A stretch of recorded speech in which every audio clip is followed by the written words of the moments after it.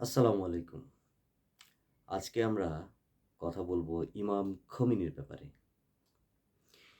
তিনি বর্তমান সময়ের শেষ, আমি এক কথায় বলবো, শেষ ইসলামিক সুপ্রিম লিডার। বর্তমান সময়ে ২০২৬ সালের ফেব্রুয়ারি মাস পর্যন্ত কিংবা মার্চ মাসের ১ তারিখ পর্যন্ত ইমাম খোমেনির সমকক্ষ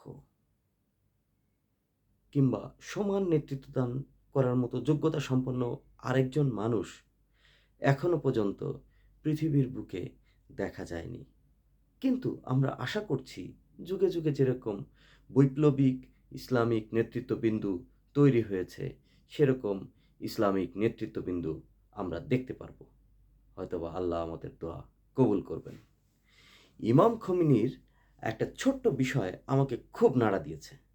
একটা মাসুম বাচ্চা, অল্প বয়স্ক একটা মাসুম বাচ্চা, সে এসে ইমাম খোমেনির কাছে কানে কানে এসে একটা কথা বলে যে, দোয়া করুন আমি যেন শহীদ হতে পারি।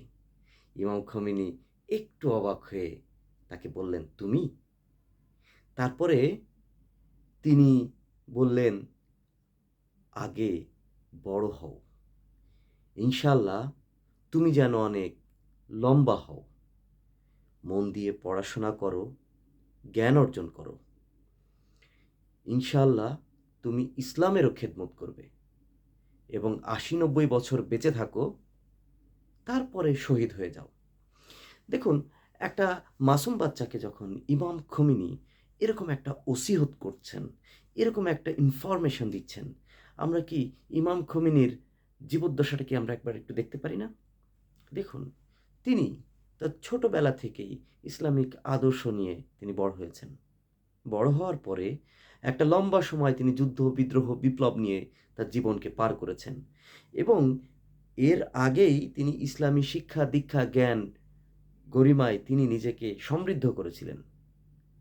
তারপরে ৮০ থেকে ৯০ বছর পর্যন্ত তিনি ইসলামকে খেদমত করেছেন এবং খেদমত করার পরেই তিনি আল্লাহর ডাকে সাড়া দিয়েছেন। আল্লাহ তার শাহাদত কবুল করুক।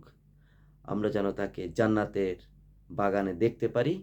আর যদি তার কোনো ভুল ত্রুটি থেকে থাকে, তার যদি গুনাহ থেকে থাকে, মুসলিম উম্মার জন্য তার যে বড় অবদান, সেই গুনাহগুলো যেন আল্লাহ মাফ করে দেন।